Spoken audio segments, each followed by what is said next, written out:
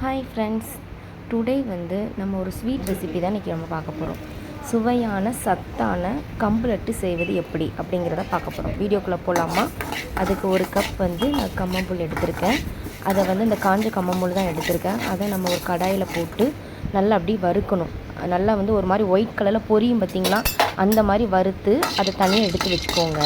அதுக்கப்புறம் அது கூட ஆட் பண்ணுறதுக்கு வேர்க்கடலை, அதையுமே நான் ஒரு கப் அளவு தான் எடுத்திருக்கேன். ஒரு 10 லட்டு செய்கிற மாதிரி தான் எடுத்திருக்கேன். அதையுமே நல்லா வறுத்து எடுத்துக்கிட்டேன். நம்ம கம்மம்புல் வறுத்து எடுத்துருக்கோம்ல, அதை ஒரு மிக்ஸி ஜாரில் போட்டு அது கூட ஸ்வீட்டுக்காக நான் நாட்டு சக்கரை ஆட் பண்ணியிருக்கேன். ஒரு 2 ஏலக்காய் ஆட் பண்ணியிருக்கேன். இதை எல்லாமே மிக்ஸி ஜாரில் போட்டு கொஞ்சம் நல்லா எப்படின்னா நைஸாக அரைக்காமல் கொஞ்சம் பரபரன்னு இருக்கும் தெரியுமா, அந்த மாதிரி அரைச்சி எடுத்துக்கோங்க. அதே மாதிரி வேர்க்கடலையுமே நம்ம அரைச்சி எடுத்துக்கணும். ரொம்ப நைஸாக நம்ம அரைக்கக்கூடாது.